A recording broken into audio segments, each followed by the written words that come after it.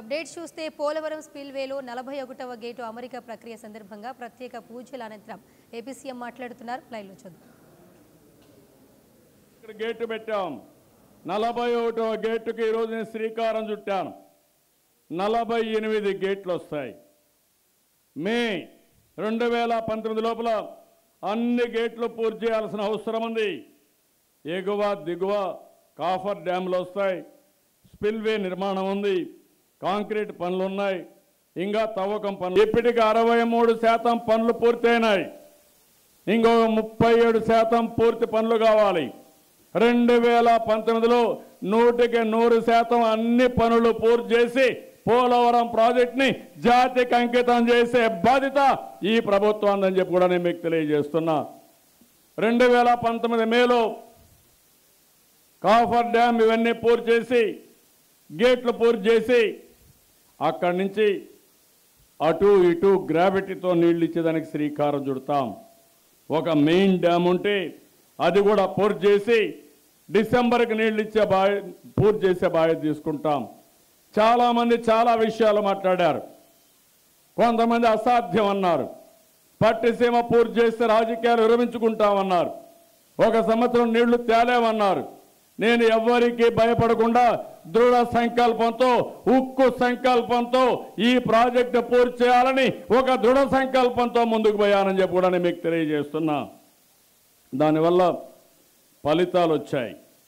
ఈరోజు 48 సిన్ప్లేట్ ఫ్యాబ్రికేషన్ కానీ 384 arm గిడ్డర్స్ fabrication కానీ 192 హారిజెంటల్ గిడ్డర్స్ ఫ్యాబ్రికేషన్ కూడా పూర్తి చేశారు. ఇంకో పక్కన 25.72 మీటర్ల నుంచి 45.72 మీటర్లు ఎత్తు వరకు ఈ గేట్లు ఉంటాయి. ఇంకో పక్కన చూస్తే ఒక్కొక్క గేటు 16 మీటర్లు 20 నుంచి 20.35 మీటర్లు ఉంటుంది. ఒక్కొక్క గేటు బరువు చూస్తే 300 టన్నులు. దేశంలో ప్రపంచంలో ఎక్కడా లేదు. ఒకే రోజున 50 లక్షల క్యూసెక్ నీళ్లు ఎప్పుడన్నా వరద వస్తే ఈ దారిన గోదావరిలో పోయే పరిస్థితి వస్తుంది. అంత పెద్ద ప్రాజెక్ట్ ఇది. ఈ ప్రాజెక్టు మొత్తం ఇప్పుడు పెట్టిన గేట్లు చూస్తే ఇది ఒక హైడ్రాలిక్ సిలిండర్లు పెట్టి బ్రహ్మాండమైన గేట్లు పెట్టి ఇప్పుడు దేశంలో ఎక్కడా లేని విధంగా ఈ గేటుకు శ్రీకారం చుట్టారు. 1800 మెట్రిక్ టన్నులు స్టీలు తీసుకునే పరిస్థితికి వచ్చాం. ఇంకో పక్క ఈ ప్రాజెక్టు మీరు చూస్తే 1397 మీటర్లు డయాఫామ్ వాల్ని చాలా త్వరితగతిన పూర్తి చేయగలిగాం. ఎప్పుడూ ఎక్కడా జరగని విధంగా ఈ ప్రాజెక్ట్ని మనం పూర్తి చేసే పరిస్థితికి వచ్చాం. ఇది ఒక చరిత్ర అని చెప్పి కూడా నేను మీకు తెలియజేస్తున్నా. 1-2 పనులు కాదు. ఈ ప్రాజెక్టులో ముఖ్యమైన ఘట్టాలు మీరు చూస్తే 21/5/2015 నుంచి 16/6/2016 వరకు ఇక్కడ ఎవ్వరు కూడా వెకేట్ చేయకపోతే ఈస్ట్ గోదావరిలో 60 కోట్లు, వెస్ట్ గోదావరిలో 55 కోట్లు మొత్తం డబ్బులు పే చేసి అదనంగా పే చేసి 7 గ్రామాలని వాళ్ళని మెప్పించి బయట తీసుకెళ్ళాం. 16/6/2016 నుంచి మొత్తం పనుల వేగాన్ని పెంచాం. 30/12/2016 నుంచి ఇప్పటి వరకు మీరు చూస్తే 23 నెలల్లో 14,31,000 క్యూబిక్ మీటర్ల కాంక్రీట్ పనులు పూర్తి చేశాం. 1/2/2017 నుంచి చూస్తే 414 రోజుల్లో 1397 మీటర్లు డయాఫామ్ వాల్. ఇది మీరు చూసినప్పుడు భూమి కిందన సేఫ్టీ కోసం పైన ఏ విధంగా అయితే డ్యామ్ ఉంటుందో భూమి కింద కూడా అండర్ గ్రౌండ్లో డయాఫామ్ వాల్ వస్తుంది. దానికి శ్రీకారం చుట్టి పూర్తి చేశాం. ఏదైతే కాఫర్ డ్యామ్ పైన కిందన 2 డ్యాములు ఉంటాయి.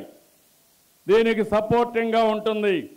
అలాంటిది మీరు చూస్తే 26/11/2017 ప్రారంభించి 311 రోజుల్లో ఇది కూడా మనం పూర్తి చేసే పరిస్థితికి వచ్చాం. ఈరోజు మీరు చూస్తే స్పిల్ ఛానల్ మొత్తం 6,47,900 క్యూబిక్ మీటర్లు మనం పనిచేసే పరిస్థితికి వచ్చాం. ఎన్నో అడ్డంకులు వచ్చాయి. ఆ విషయం కూడా మీరు గుర్తుపెట్టుకోవాల్సిన అవసరం ఉంది. కొన్ని కారణాల వల్ల ట్రాన్స్ట్రాయ్ చేయలేకపోతే వాళ్ళకు కూడా చెప్పి నోటీస్ ఇచ్చి మనం ఇది చేసినప్పుడు వాళ్ళు కూడా ఎక్కడ అడ్డంకులు సృష్టించకుండా మనకు సహకరించారు. అది 12/11/2017 చేశాం. ఇంకో పక్కన టెండర్ కూడా ఇష్యూ చేస్తే అప్పుడు సెక్రటరీ టెండర్ ఇవ్వడానికి వీల్లేదని అడ్డం పడితే మళ్ళీ నేనే ఢిల్లీకి వెళ్ళి మంత్రి గారితో మాట్లాడి ఆయన్ని కూడా మెప్పించి నవయుగాన్ని తీసుకొచ్చి పాత రేట్లకే ఈ పని పూర్తి చేసే బాధ్యత తీసుకున్నాం. దానివల్ల ఇది సాధ్యమైందని చెప్పి కూడా నేను మీకు తెలియజేస్తున్నాను. ఇంకో పక్క మీరు చూసినప్పుడు ఎక్కడికక్కడ అడ్డంకులు సృష్టించాలని కేంద్రం ఆలోచించిన మనకు డబ్బులు ఇవ్వకపోయినా ఈ ప్రాజెక్ట్ని మనం ముందుకు తీసుకుపోయే పరిస్థితికి వచ్చాం. స్పిల్వే అయితే అతి తక్కువ సమయంలో పూర్తి చేయడానికి ముందుకు పోతున్నాం. రేడియల్ గేట్స్ ప్రపంచంలో అతిపెద్ద వాటిలో ఇది ఒకటి. ఇంకో పక్క డైవర్షన్ ఛానల్ అతిపెద్ద స్పిల్వే నిర్మాణం ప్రపంచంలో ఎక్కడా లేదు.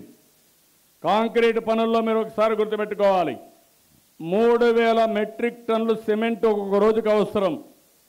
అంటే 10 మెట్రిక్ టన్నులు ఒక లారీ అంటే 300 లారీలు సిమెంట్ ఇక్కడ రావాల్సిన అవసరం ఉంది.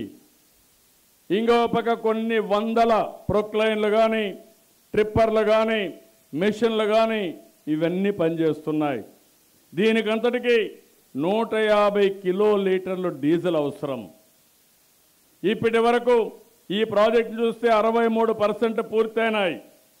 హెడ్ వర్క్స్ అంతా 52.15 పూర్తయింది. ఎడమ ప్రధాన కాలువ 67% పూర్తయింది. కుడి కాలువ కృష్ణా జిల్లాకు 90% అయింది.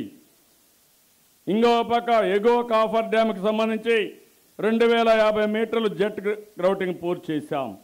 దిగువ కాఫర్ డ్యాంలో 1417 మీటర్లు జెట్ గ్రౌటింగ్ పూర్తి చేశాం. ఇంకో పక్క మొత్తం మట్టి పని రాళ్లు దోవడం మీరు చూస్తే 84% పూర్తి చేశాం. ఇంకో పక్క స్పిల్వేకి సంబంధించి 80% పూర్తి చేశాం. స్పిల్ ఛానల్ సంబంధించి 18,75,000లో 6,45,000 పూర్తి చేసి 34% పూర్తి చేశాం. అన్నీ కూడా ఈ ఒక పక్క చేస్తున్నాయి. ఇంకో పక్కన మీరు ఒకసారి చూస్తే ఇప్పటికే 4 లక్షల మంది ఇక్కడికి వచ్చారు. ఇది ఎంత పెద్ద ప్రాజెక్ట్ అంటే 8 మండలాల్లో 222 గ్రామాలు పునరావాసం కల్పించాలి. 1-2 గ్రామాలు కాదు. రాష్ట్రం ఆనందంగా ఉంటారు ఈ ప్రాజెక్టు పూర్తయితే.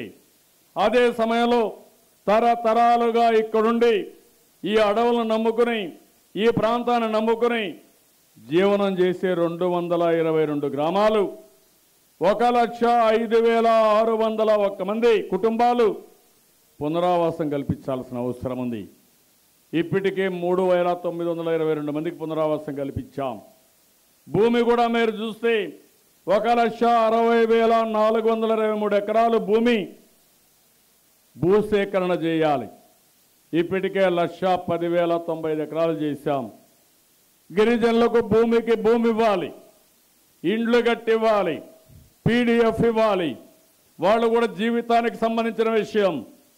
వాళ్ళ తాతలు ముత్తాతల దగ్గర నుంచి ఇక్కడే ఉండి ఈరోజు ఇక్కడి నుంచి వేరే ప్రాంతాలకు బొమ్మన్నప్పుడు వాళ్ళు ఎంత బాధపడతారో మనం అర్థం చేసుకోవాలి. అందుకే నేను ఒక మాట చెప్పాను, ఎవ్వరు కూడా ఇబ్బంది పడకుండా ఇప్పుడుండే స్థలంలో కంటే వేరే స్థలానికి పోయినప్పుడు మెరుగైన జీవన ప్రమాణాలు కల్పించే బాధ్యత ఈ ప్రభుత్వం తీసుకుంటామని చాలా స్పష్టంగా వారందరికీ హామీ ఇస్తున్నాను. నా ఆలోచన ఒకటే, దీనివల్ల లబ్ధి పొందిన రైతు ఎంత ఆనందంగా ఉంటాడో, భూమి కోల్పోయి గ్రామం నుంచి బయట వచ్చే రైతు కూడా అంతే ఆనందంగా ఉండాలి. కూలీలు కూడా అంతే ఆనందంగా ఉండాలని చెప్పి ముందుకు పోతున్నాం. ఈ ప్రాజెక్టు పూర్తయితే 15 లక్షల ఎకరాలకు నీళ్లు వస్తాయి.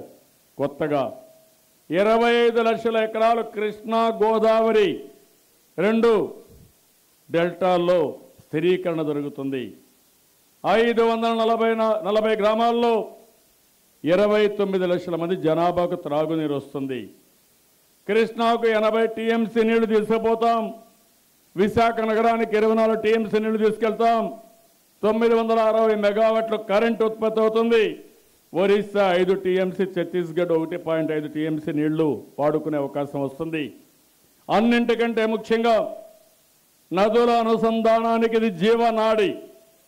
ఇక్కడి నుంచి శ్రీకాకుళం, వంశధార వరకు నీళ్లు వెళ్తాయి. ఇక్కడి నుంచి పెన్నా, నెల్లూరు వరకు నీళ్లు వెళ్తాయి.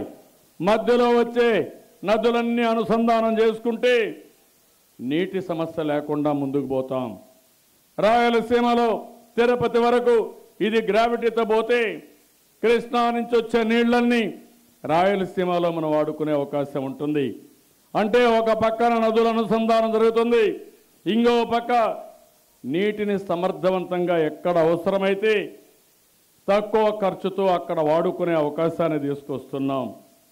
ఈ ప్రాజెక్టుని మీరు చూసినప్పుడు 150 అడుగులు ఎత్తుంటుంది, 195 టీఎంసీ నీళ్లు ఉంటాయి, 322 టీఎంసీ కనీసం మనం వాడుకునే పరిస్థితి వస్తుంది. ప్రాజెక్ట్ అయితే 355 కిలోమీటర్లు విశాఖపట్నం కృష్ణా వరకు వచ్చే పరిస్థితి ఉంది. ఇంకో పక్కన కుడి కాలువ మొత్తం పూర్తి చేశాం. ఇక్కడ కూడా మీరు చూస్తే ఎర్ర కాలువ, తమ్మెలేరు, గుండేరు వాగులు ఉన్నాయి. అక్కడి నుంచి నీళ్లు కూడా మనం ఉపయోగించుకునే పరిస్థితి వస్తుంది. పశ్చిమ గోదావరి జిల్లాకు పూర్తిగా ఇచ్చి మిగిలిన నీళ్లు కొన్ని సముద్రానికి వదిలిపెట్టినా మళ్ళీ పొలాలకు కూడా తీసుకెళ్ళచ్చు. ఇంకో పక్క ఎడమ కాలువలో మీరు చూస్తే బురద కాలువ, ఏలేరు, తాండవ, వరాహ, పంప, శారదా పనులన్నీ పూర్తి చేస్తే ఇక్కడ కూడా ఆ నీళ్లు కూడా విశాఖపట్నం వరకు పోయే పరిస్థితి వస్తుంది. నా ఆలోచన ఒకటే, గోదావరిలో వచ్చే నీళ్లే కాదు, రాష్ట్రంలో ఎక్కడ వర్షాలు పడినా ఆ వర్షపు నీరు సముద్రంలోకి పోయే మనపు మన అవసరాలు తీర్చుకునే విధంగా మొత్తం రాష్ట్రానికి అనుసంధానం చేసే ప్రక్రియకు శ్రీకారం చుట్టాం. ఇది జరిగినప్పుడు ఎందుకంటే పాఠ్య పుస్తకాల్లో కూడా మనం చదువుకోవాలి. పోలవరం నదుల అనుసంధానం వల్ల ఈ రాష్ట్రం ఏ విధంగా బాగుపడుతుందో ప్రతి ఒక్క వ్యక్తి తెలుసుకోవాల్సిన అవసరం ఉందని చెప్పి కూడా నేను మీకు తెలియజేస్తున్నా.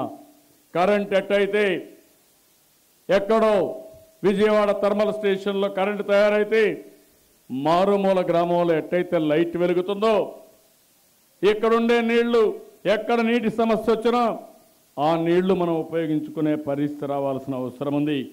ఇంకా మనం చేయాల్సిన పనులు చాలా ఉన్నాయి. మీరు ఒక విషయం గుర్తుపెట్టుకోవాలి, 37% పనులు పూర్తి కావాలి. ఇవన్నిటి కూడా స్ట్రీమ్ లైన్ చేస్తున్నాం. 1941లో శ్రీకారం చుట్టారు. అప్పట్లోనే దీనిపైన రిపోర్ట్లన్నీ ఇచ్చారు. అది ఈరోజు జయప్రదమయ్యే పరిస్థితి వస్తుంది. ఆంధ్రప్రదేశ్ రీఆర్గనైజేషన్ యాక్ట్ 2014లో సెక్షన్ 90 ప్రకారం దీనికి జాతీయ గుర్తింపు వచ్చింది. ఆ రోజున్న కాంగ్రెస్ పార్టీని దీన్ని గుర్తించారు.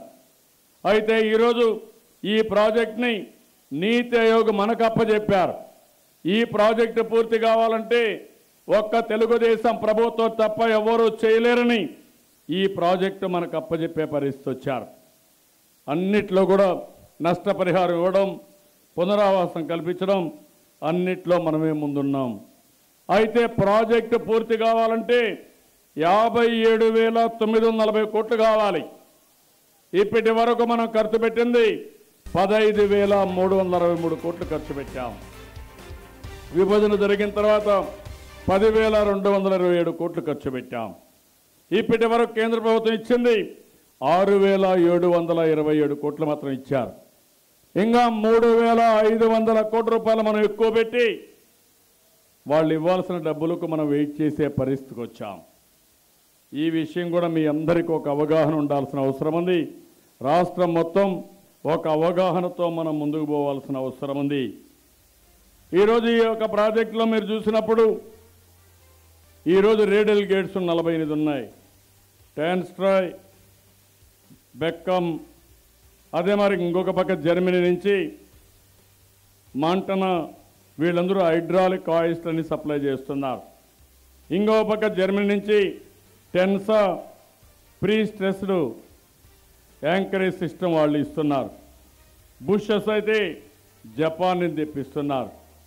ఇలాంటి వేరియస్ ఇష్యూస్లో మీరు చూసినప్పుడు ఎక్కడికక్కడ ఈ ప్రాజెక్టుకి కావాల్సినటివి మనం తెప్పించుకునే పరిస్థితికి వచ్చాం. నేను అడుగుతున్న ఈ శుభ సందర్భంలో ఇది రాష్ట్రానికి జీవనాడైతే మీరందరూ ఆసక్తిగా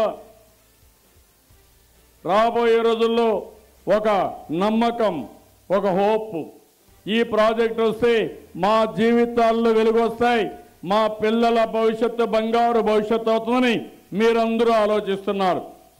కానీ కేంద్రం మాత్రం ఒక పక్క నరేంద్ర మోడీ గారిని అడుగుతున్నా, ఇంత పెద్ద ప్రాజెక్టు జీవితంలో ఎప్పుడూ కాదు.